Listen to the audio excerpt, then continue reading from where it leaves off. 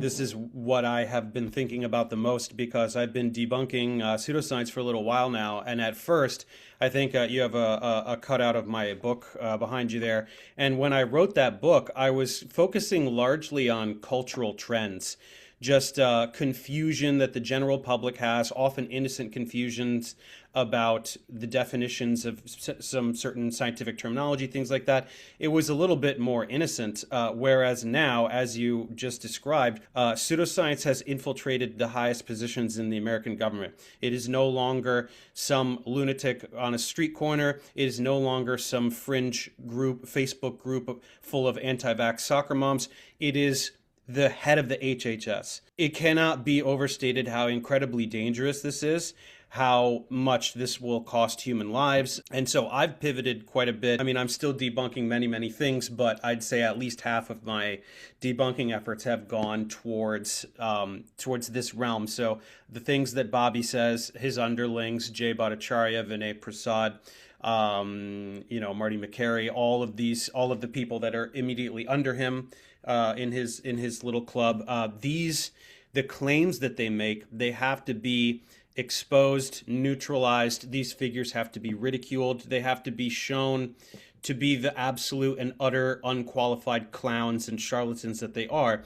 And it has to be done in a way that is very thorough, that leaves no doubt as to their fraudulence.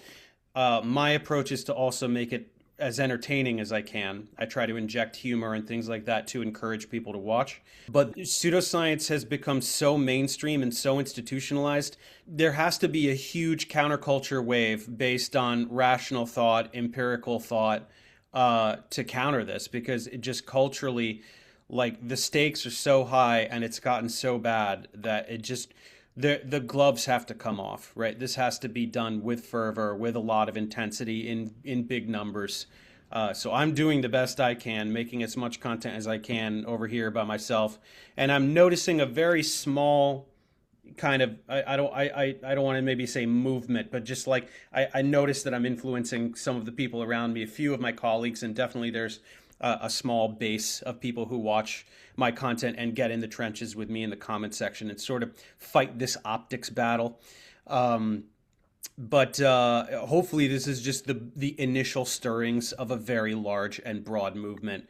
I just wanted to stop you. I wanted my Pakistan audience to understand what RFK's impact is. Just imagine anti-moon landing guy becomes head of NASA. Flat earther becomes head of NASA. The impact that would have is the impact that Dave is talking. Yes. I mean, there are people who haven't heard all of his rhetoric in its most insane forms, and they just hear him go, oh, we got to make things healthier or something. And they're like, well, what's wrong with that? Healthy. It's like, that's not his agenda. He denies the germ theory of disease. I mean, the guy, like, he is on a crusade against all vaccines.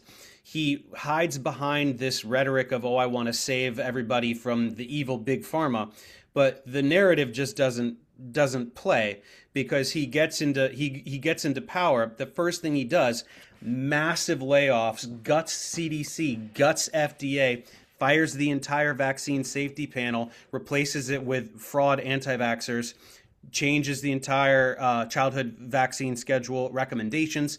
That makes the vaccines unavailable to low-income families.